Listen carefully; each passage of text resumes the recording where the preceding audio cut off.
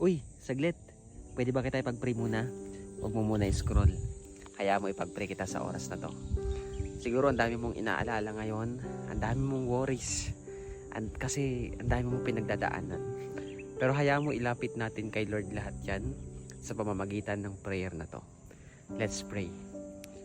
Father God in heaven, in the mighty name of Jesus, by the power of the Holy Spirit, Panginoon, ikaw po yung lumikha ng langit at ng lupa.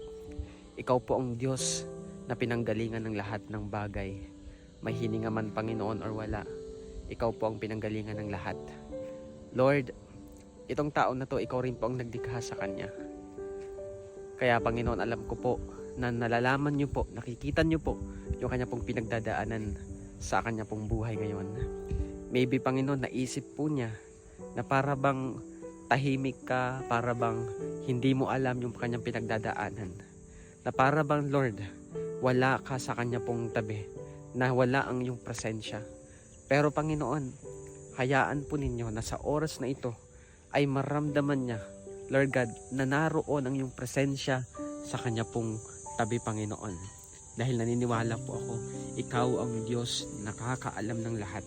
Kahit, Panginoon, yung natago ng taong ito, na hindi niya ma-open, Panginoon, yung problema.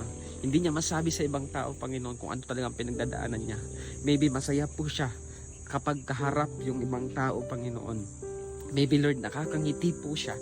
Pero ang totoo, Panginoon, durog na ang kanyang puso, Panginoon.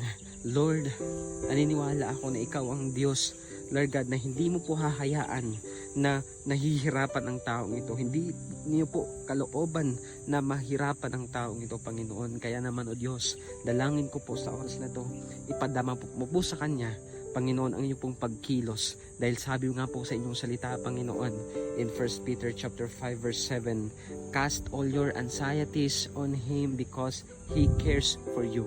Panginoon, nagmamalasakit ka po sa taong ito. Kaya naman naniniwala ako, Lord, na kapag ibinigay niya yung kanya pong pinagdadaanan ngayon, yung kanya pong inaalala ngayon, bibigyan mo po siya, Panginoon, agad ng kapahingahan. Dahil ikaw po ay nagkikare sa taong ito. Panginoon, hayaan po ninyo, bigyan niyo po ang taong ito ng puso na magpapakumbaba sa iyo, ilalapit sa iyo, ibubuhos sa iyo lahat. Hallelujah. Thank you, Lord. Panginoon, right now, habang siya po, Panginoon, inananalangin, naniniwala ako na meron kang ginagawa, na meron ka pong binabago sa kanya pong buhay.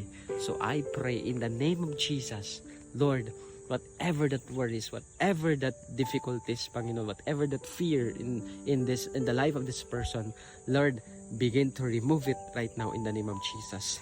In the name of Jesus. Salamat, Panginoon. Agad pinagkakatiwala ko po siya sa iyo, Panginoon. Pagpakilala ka pa sa buhay ng taong ito. Lord, yakapin niyo po siya sa mga oras na to.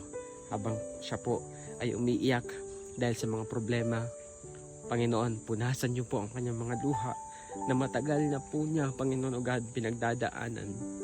Kaya naman, Lord, salamat po. Maraming salamat po. Pinagkatiwala ko po ang tao ito sa iyo. Thank you, God. We honor you. In Jesus' name. Amen and amen. Di ko alam kung ano yung mga wino-worry mo ngayon, pero sabi kasi ng word ni Lord, cast all your anxieties on Him because God cares for you.